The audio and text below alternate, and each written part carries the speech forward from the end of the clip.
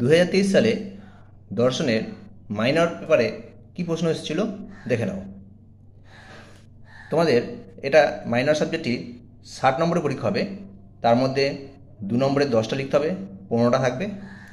আর 5 নম্বরে 4টে লিখতে হবে, 6টা থাকবে। আর 10 নম্বরে 2টো লিখতে হবে, 4টে থাকবে। দেখে নাও প্রশ্নগুলো কি এসেছিল 2023 সালে। 1 নম্বর, দর্শন কীভাবে ফিলোসফি থেকে আলাদা? দেহাত্মবাদ কথার অর্থ কী? সি, চার্বাকগণ কটি প্রমাণ স্বীকার করেন? ডি, জৈন মতে নয় কি?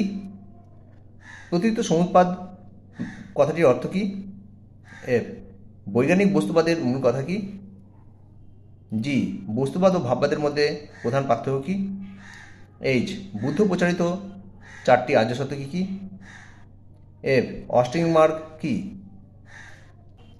নৈরত্যবাদ কী? কে লক দ্রব্যকে কীভাবে বুঝিয়েছে? এল, বৌদ্ধ কার্যকর তত্ত্বের নাম কি?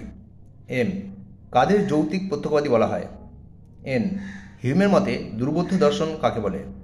ও, চার্বাকরা কোন কোন যুক্তিতে অনুমানকে জ্ঞানের উপায় হিসেবে বাতিল করেন? এরপর দেখো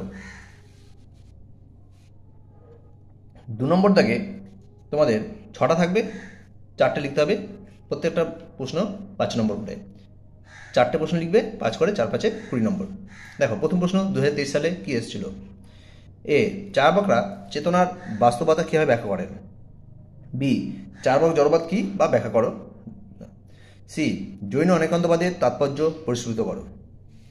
ডি, বিষয়গতি ভাববাদ ও বস্তুগত ভাববাদের মধ্যে পার্থক্য লেখো। ই, সরল অর্থাৎ লোকায়ত বস্তুবাদের মূল কথাগুলি লিপিবদ্ধ করো।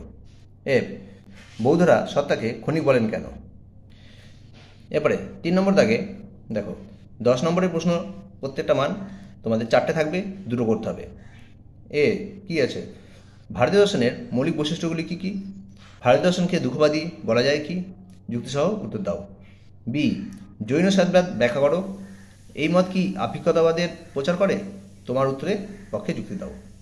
সি, অধিবিদ্যা কি? যৌক্তিক প্রত্যক্ষবাদীরা কীভাবে অধিবিদ্যাকে বর্জন করতে চেয়েছেন? ডি, দেহ মনের সম্পর্ক বিষয়ে মিথস্ক্রিয়াবাদ সবিচার ব্যাখ্যা করো। এই হলো তোমাদের ফিলোসফি অর্থাৎ দর্শনের মাইনর সাবজেক্টে 2023 সালে কী কী এসছে। তোমরা যারা অনার্সে, যারা মাইনরে দর্শন বা যারা পাশে পড়ছো মাইনর দর্শন রেখেছো, তাদের 2023 সালে এই প্রশ্নটা এসছে। তোমরা আমার চ্যানেলটি সাবস্ক্রাইব করে রাখবে, দেখবে যে আমি এই চ্যানেলে তোমাদের সালে কোশ্চেনগুলো যেমন দিচ্ছি, প্রত্যেক সাবজেক্টের তোমাদের পরীক্ষার আগে তোমরা অ্যাডভান্স সাজেশান পেয়ে যাবে। যে তোমাদের ফার্স্ট সেমিস্টার বলো, সেকেন্ড সেমিস্টার বলো, থার্ড সেমিস্টার, ফোর্থ সেমিস্টার, প্রত্যেকটা সেমিস্টারে আমি অ্যাডভান্স সাজেশান করে দিচ্ছি, যেটা লাস্ট মিনিট সাজেশান নামে পরিচিত করে দিচ্ছি। সেগুলো করলে তোমরা পরীক্ষায় কমন পাবেই।